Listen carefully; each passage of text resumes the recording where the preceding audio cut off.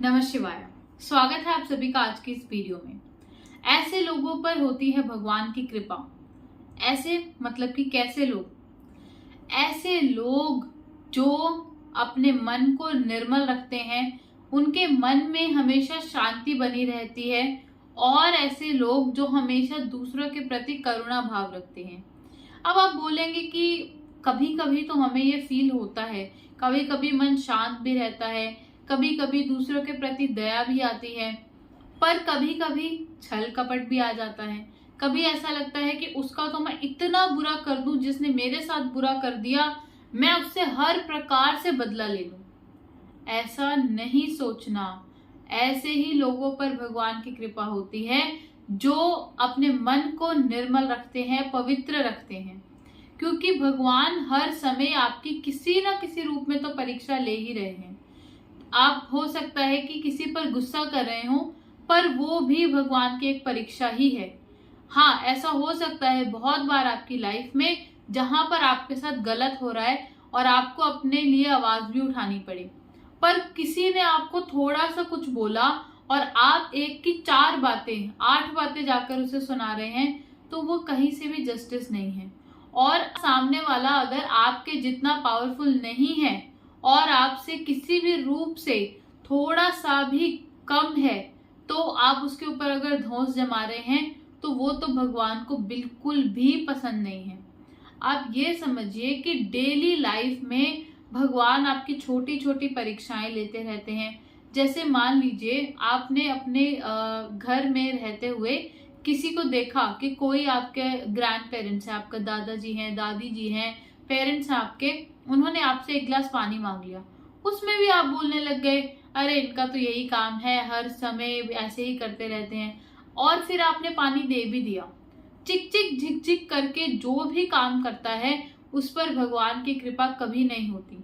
आपने सुना होगा, हमारे घर में जो बड़े लोग होते हैं वो भी हमें यही समझाते हैं कि काम तो आपको अगर कोई करना है और अगर आपकी वो रिस्पॉन्सिबिलिटी है तो आपको वो करना ही है। अब फिर चाहे आप हंसकर करें या रोकर करें। हंसकर करेंगे तो अपने मन में भी शांति, जिसके लिए करेंगे उसके मन में भी शांति। रोकर करेंगे तो जिसके लिए किया वो भी सोचेगा कि अरे इसको तो क्यों ही बोल दिया। आप भी सोचेंगे कि मेरे को ही सब लोग बोलते रहते हैं, मुझे ही इनका सब कुछ करना पड़ता है।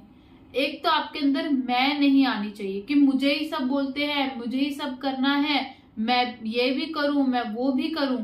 वो चीज एकदम गलत है।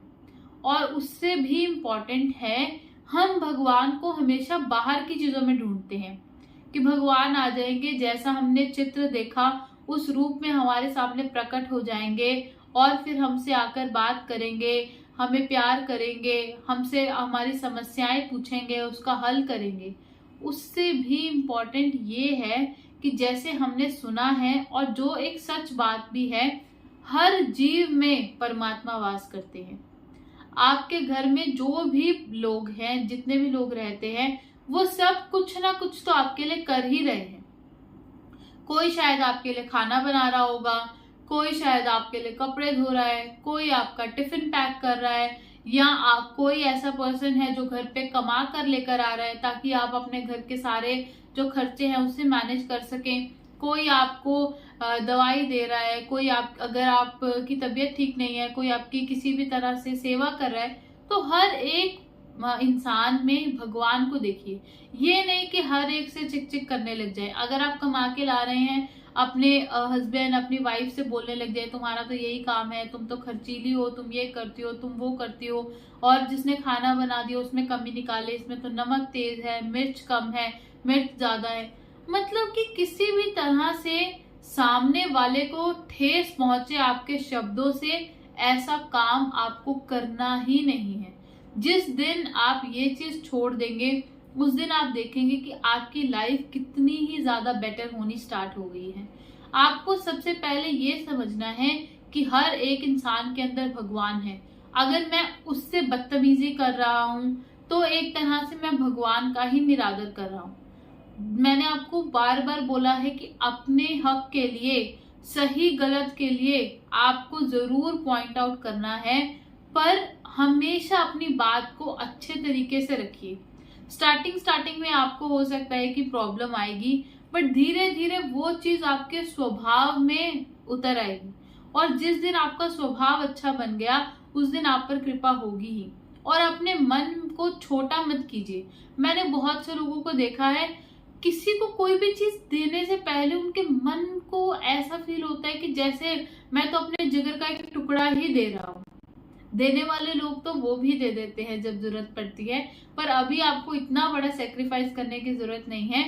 मान लीजिए आपके घर पर कोई छोटा बच्चा आ गया, उस छोटे बच्चे ने, आप घर पर कोई भी बिस्किट लेकर आए, चिप्स लेकर आए, कुछ भी उसने देख लिया और उसने आपसे मांगा, तो आप उसे फटाफट छुपा देते हैं, बोलते हैं नहीं नहीं ये तो नहीं है हमारे पास, हम तो इसको खा गए हैं, वो बिल्ली ले गई है, कुत्ता ले गया है, ऐसी ऐसी सब चीजें बोलने लग जाते हैं। अरे अगर आप वो 5-10 रुपए का पैकेट उस बच्चे को दे ही देंगे तो क्या ही चला जाएगा। वैसे भी तो आप दिन में पता नहीं कितना खर्चा करते होंगे। तो आप ये समझ लीजिए, ये भी एक तरह से आपकी परीक्षा ही हो रही है। और जो अपने मन में देने का भाव रखता है वही हमेशा ईश्वर से सब कुछ लेता भी है, क्योंकि आप जो भी ईश्वर को दे रहे हैं, ईश्वर को ही समझ कर दे दीजिए। अगर आप इंसान को समझ कर नहीं दे पा रहे हैं, जो भी उन्हें अर्पण कर रहे हैं और जिस भाव से अर्पण कर रहे हैं वो आपके पास लौट कर जरूर आने वाला है। अपने मन को छोटा मत कीजिए कि कोई आ गया है घर में तो चीजों को छुपाना शुरू कर दिया, खिलौनों को छुपाना शुरू कर दिया, खाने की चीजों को छुपाना शुरू कर दिया। हमने तो बचपन में सुना ही है कि शेयरिंग इज केयरिंग। जितना ज्यादा आप शेयर करेंगे उतना ही ज्यादा आप दूसरों की केयर भी कर रहे हैं, और उससे आपके पास भी डबल होकर ही चीजें लौटती हैं। अगर आपने किसी को आज एक बिस्किट का पैकेट दे दिया, तो जब आपको जरूरत पड़ेगी, जरूरी नहीं कि वो बिस्किट का पैकेट ही 2 बनकर लौटेगा, पर जब आपको कभी जरूरत पड़ेगी तो कोई ना कोई आपकी हेल्प करेगा ही। और मैंने कल ही एक एग्जाम्पल देखा कि जिस पर्सन के पास खुद के लिए उतना नहीं था, उतने सफिशिएंट पैसे नहीं थे, उसने भी दूसरे पर्सन की मदद की।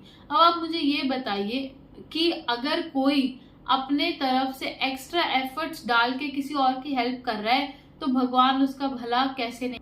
पर एक चीज मैंने ये भी देखी कि किसी ने लोन लेकर दूसरों को खाना खिलाना शुरू कर दिया। ऐसी भी बेवकूफी करने की जरूरत नहीं है। जितना आपके पास है, जितना संभव है, उस रिसोर्सेज से दूसरों की मदद कीजिए, ताकि एक जो फाइन बैलेंस है वो बना रहे। बहुत ज्यादा ओवरडू करने की भी जरूरत नहीं है, पर आपके पास बहुत कुछ है और आप कुछ भी नहीं कर रहे तो वो भी नहीं चलेगा। जो भी करें सोच समझकर बहुत अच्छा ही करें, फिर आप देखेंगे कि आपकी लाइफ धीरे धीरे चेंज होने लगेगी। जो ईश्वर की प्राप्ति के आप दिन रात सपने देखते थे, ईश्वर के दर्शन के सपने देखते थे, वो पूरे होंगे। ईश्वर किसी न किसी रूप से आपके ऊपर कृपा जरूर करेंगे, क्योंकि मन को निर्मल जो भी रखता है उसके ऊपर भगवान की कृपा होती ही है। और अपने मन को सबसे पहले ये समझाइए कि हर किसी में भेदभाव करना बंद कर दें। बहुत से लोग ये सोचते हैं कि हम किसी को कुछ प्रोवाइड कर रहे हैं तो हम उनसे बहुत ज्यादा अपर लेवल पर पहुंच गए हैं। ऐसा आपको कभी नहीं सोचना। और जितने भी इंसान हैं उन सबको बराबर ही सोचिए। कोई क्या काम करता है, उसका क्या स्टेटस है, उसकी वजह से किसी से भी कोई भी तरह का भेदभाव मत कीजिए।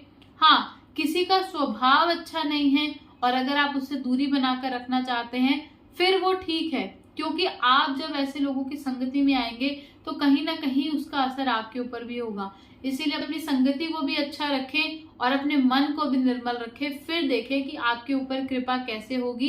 भगवान आपकी जरूर सुनेंगे और दूसरों के प्रति भी आपके मन में अच्छे भाव ही आएंगे। फिर आपको ज्यादा सोचने विचारने की भी जरूरत नहीं पड़ेगी।